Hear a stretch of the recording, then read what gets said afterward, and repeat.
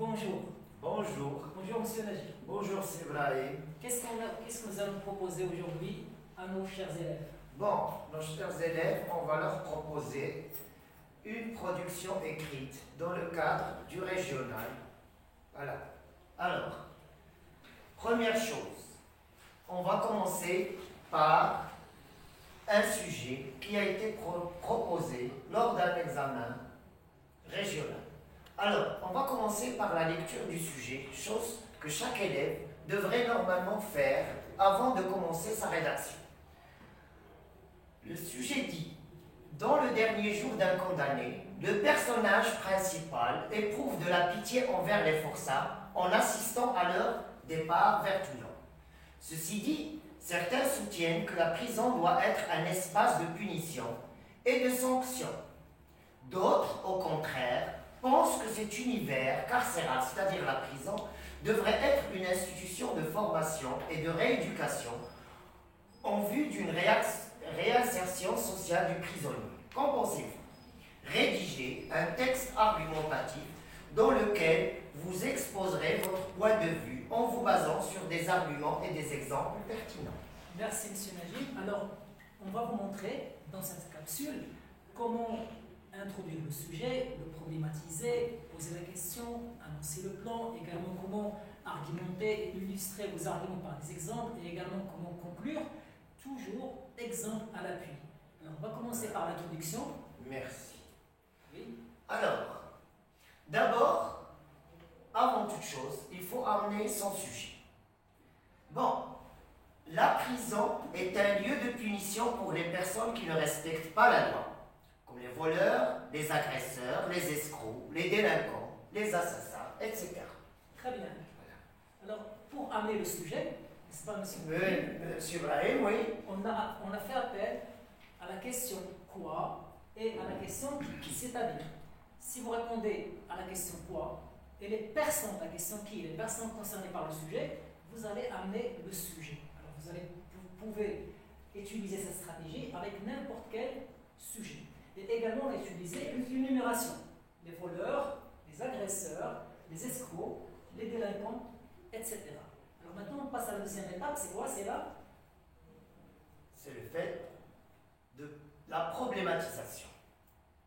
Alors, ça veut dire problématiser, c'est-à-dire poser le sujet avec les avis qui tournent autour de ce sujet. Combien d'avis nous avons dans ce sujet? Alors, bon, dans ce sujet, comme vous l'avez remarqué, on a deux avis opposés.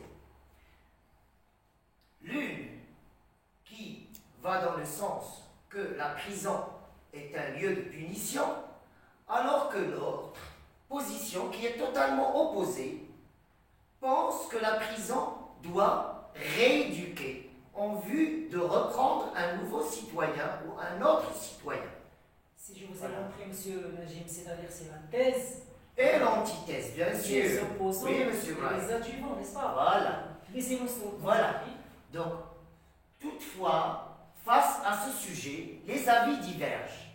Certaines personnes pensent que cette institution pénitentiaire, c'est-à-dire la prison ou carcérale, devrait rééduquer et former les prisonniers pour qu'ils puissent s'intégrer dans la société une fois libérés. Alors que d'autres, comme on l'a dit tout à l'heure, jugent que la prison doit être un espace de châtiment, c'est-à-dire de punition et de sanction. Voilà, monsieur. Très bien. Ça veut dire quoi? Que dans cette partie, souvent vous allez relever du sujet la thèse et l'antithèse. Il y a un désaccord. Mais si vous avez juste la thèse, sachez que implicitement, indirectement, il y a l'antithèse. On passe maintenant à la question, comment on va poser la question. Alors, pour soulever la problématique, il faut poser d'abord une question, c'est-à-dire savoir qu'est-ce qu'on va traiter dans le sujet ou sur quoi on va mettre le point. Bon, à ce propos, on a relevé, moi et M. Ibrahim, quelques éléments de réponse, comment formuler une problématique. Première question, on peut donner à titre illustratif. Alors, quel point de vue doit-on défendre ou adopter? Ou encore, à qui donner raison, s'imagine, Oui. c'est-à-dire quelques élèves pourront ne pas comprendre à qui donner raison. Ça veut dire quoi, à qui donner raison? C'est-à-dire, quelle est la partie que je dois choisir, ou bien qui est la plus proche de mes convictions, de ce que je veux défendre. Alors, on enchaîne. Troisième proposition, à quelle partie ou catégorie doit-on adhérer? C'est-à-dire, doit-on soutenir le point de vue? Ou, finalement, quelle opinion semble-t-elle raisonnable ou judicieuse? Très bien. Alors, M. Brahim, oui. Ça veut dire que vous avez, chers élèves, la possibilité de choisir l'une des questions qui vous semble facile, à la portée, d'accord?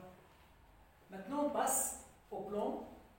Oui, monsieur? Alors, bon, on a soulevé notre problématique. Maintenant, on passe à une deuxième phase, c'est-à-dire annoncer le plan ou le plan qu'on doit choisir ou qu'on veut choisir pour mieux illustrer son sujet et mettre en œuvre son argumentation et présenter et en quelque sorte défendre son point de vue. Alors, nous, on s'est proposé de choisir un raisonnement concessif. Voilà. M. Brahim, pouvez-vous nous éclairer sur les étapes qu'un élève peut suivre en rédigeant un tel ou en adoptant un tel raisonnement? Très bien. Voilà. À partir du moment que vous avez un sujet argumentatif, vous avez la possibilité de choisir n'importe quel plan. Alors nous, on a choisi le plan concessif. Oui, effectivement. Mais vous pouvez également expliquer choisir le plan plaidoyer. Vous allez défendre une idée, ou réquisitoire, c'est-à-dire vous allez rejeter, critiquer un point de vue. Alors pour nous, le plan concessif, dans la première partie, on va faire une concession, c'est-à-dire on va reconnaître une part de vérité à la thèse que nous ne partageons pas. Oui, effectivement. Et par la suite, on va la réfuter, on va la rejeter par nos arguments, nos propres arguments. Alors l'exemple est le suivant. Oui. D'abord, on annonce le plan. Vous avez deux manières d'annoncer le plan, plusieurs manières. On a choisi deux. La première, monsieur. Alors, la première, soit on dit, dans le raisonnement qui suit, nous allons démontrer que la prison devrait être moins un lieu de punition que de rééducation. Ou, dans la réflexion qui suit, il s'agira de montrer que la prison devrait d'abord rééduquer les détenus et que la punition est contre-productive. Contre-productive, ça veut dire qu'il ne donne pas les résultats attendus, escomptés. Alors, maintenant, on va rentrer dans le corps du sujet. Oui, effectivement. Alors, sachez bien qu'un plan concessif se divise en deux parties, comme on l'a dit tout à l'heure. Voilà, on va commencer par la partie de concession.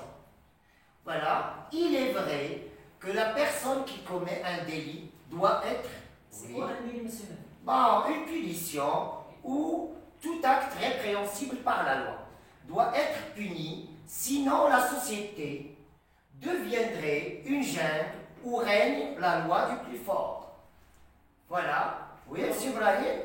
Vous pouvez, vous aussi, utiliser cette concession, vous avez cette expression « il est vrai », vous pouvez utiliser « certes », il y a plusieurs outils de formules, et en même temps on a utilisé ce qu'on appelle l'argumentation par négation. Voilà. À savoir, je pense si la loi n'est pas appliquée, si il n'y a pas de punition, vous allez la faire sinon.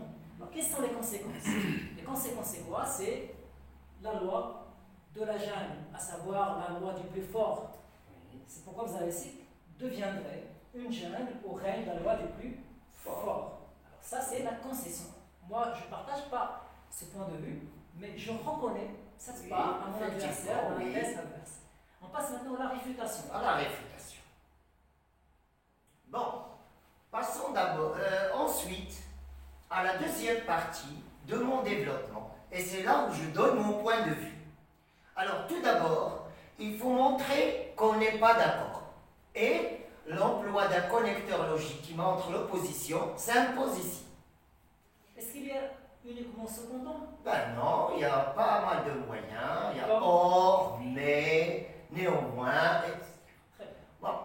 Alors, on prend cet exemple. Cependant, je pense qu'au lieu de châtier, un mot qu'on a déjà expliqué tout à l'heure, ça veut dire punir, Très bien. il vaut mieux rééduquer et former. Et ce, pour les arguments suivants. Bon, comme vous le remarquez, les deux points indiquent que je vais développer ce point de vue.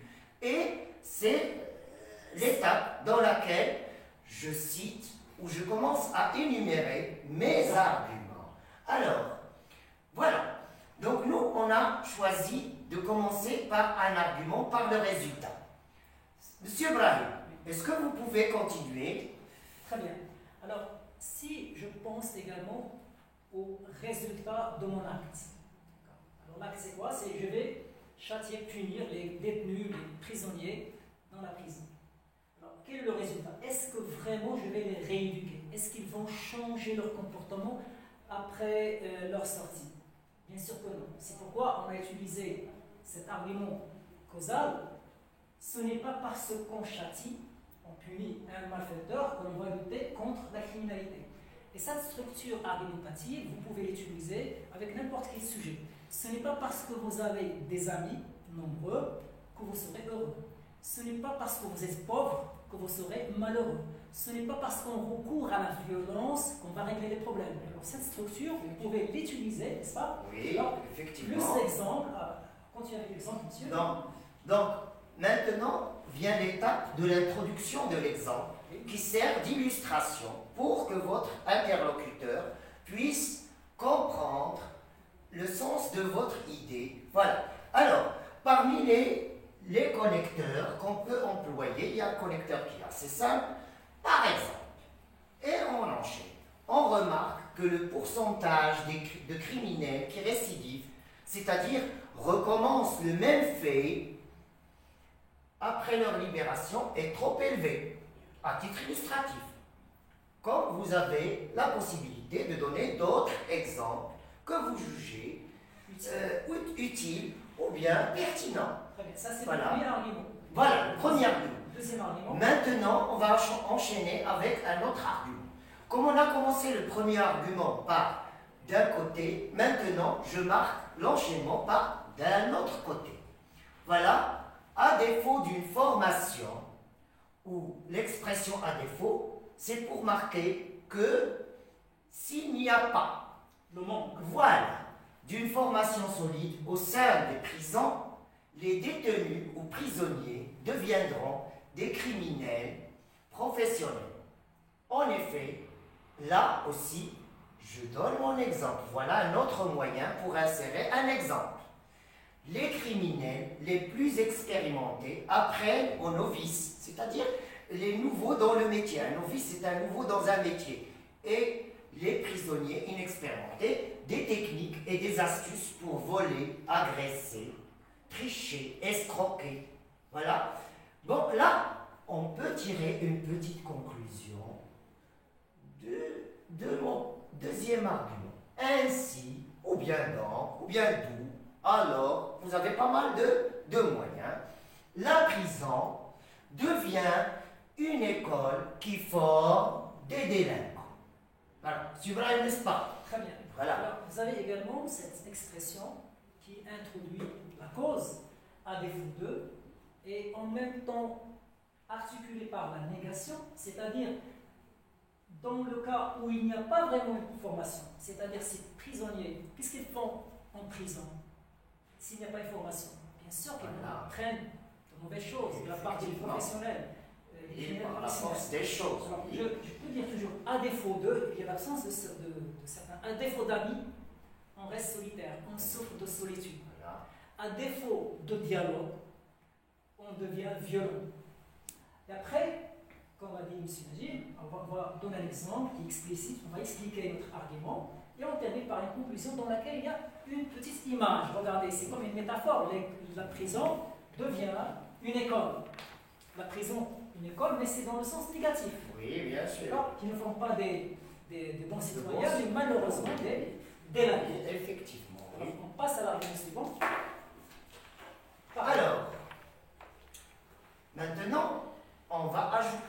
troisième argument.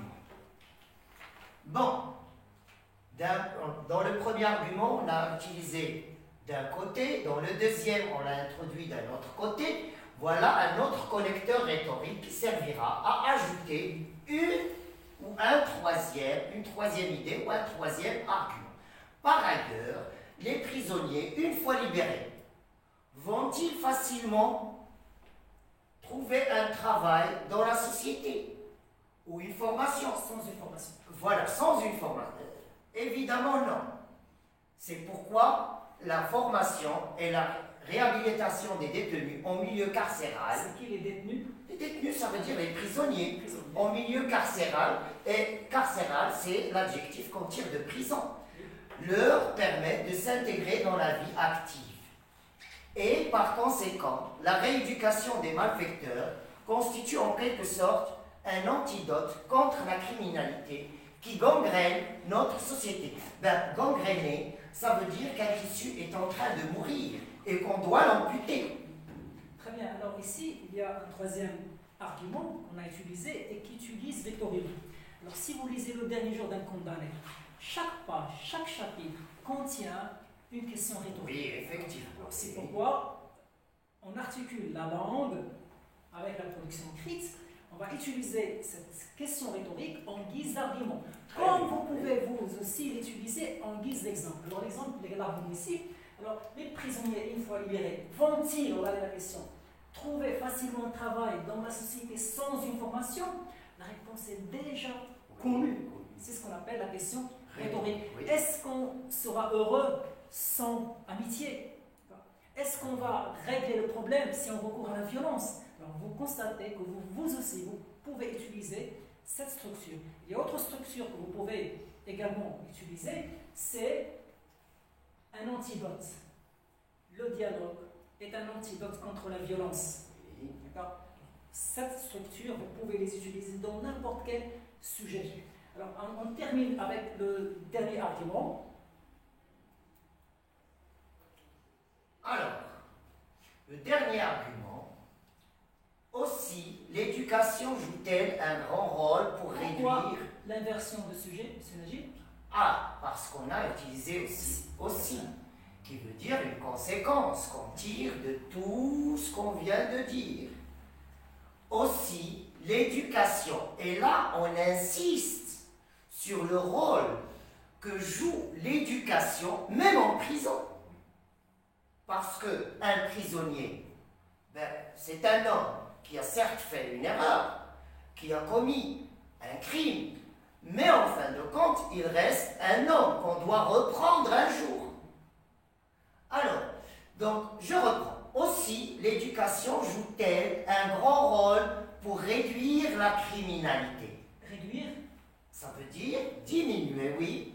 Et comme disait Victor Hugo à ce propos, ouvrez des écoles, vous fermerez vos prisons. Alors là, vous pouvez également tirer profit des citations, des proverbes que vous donne vos professeurs, que vous lisez dans les livres, en guise d'exemple, en guise même d'argument. Qui lit tout petit, lit toute la vie. Et là, on a choisi, n'est-ce pas, la citation de Victor Hugo. Pour terminer le sujet et aussi pour opérer une certaine ouverture. Pas encore. Voilà, pour le développement. Pardon. Alors maintenant, la conclusion. Alors, la conclusion, monsieur. Alors, bon, c'est quoi une conclusion? Normalement, quand on rédige un sujet, le lecteur a tendance à oublier ce qui est passé. Bon, là, c'est là où intervient le rôle de la conclusion. C'est de synthétiser et de donner l'essentiel de votre sujet en termes concentrés et, si possible, ouvrir la question sur un autre problème que vous pouvez soulever ou bien auquel vous allez attirer l'attention du lecteur. Alors, si on prend la conclusion suivante, en guise de conclusion, comme on peut utiliser une autre formule avant de clore, ce qu'on te fait. Voilà, tout compte fait. En somme. Bref, en somme, la prison se doit d'intégrer la formation et la rééducation des détenus dans ses programmes. Voilà. Et, comme on a dit tout à l'heure, pour l'ouverture, et je laisse le plaisir à M. Brahim pour terminer, pour clore cette petite séance. Alors, dans l'introduction, rappelez-vous le mot A, je dis que je vais parler de A. Dans le développement, je parle de A. Dans la conclusion, je dis que j'ai parlé de A. Et ça, c'est la récapitulation, un résumé. Maintenant, l'ouverture. C'est quoi l'ouverture? C'est je rattache le sujet à un autre domaine. Comme si vous devenez professeur et vous prenez le thème, c'est-à-dire dans notre cas, c'est la criminalité, la prison, et on va le rattacher avec un autre domaine. Ici, c'est le gouvernement. Par exemple, mais n'est-il pas vrai que le gouvernement devrait s'attaquer aux causes de la criminalité? C'est-à-dire, qu'est-ce qui fait qu'on a des criminels, que les personnes deviennent des criminels, et non se contenter, justement se limiter à les punir, se contenter de punir. Oui, effectivement, M. Brahim, comme on dit, ne vaut-il pas mieux prévenir que guérir? Voilà. Alors sur ce, on vous quitte, chers élèves, moi et M.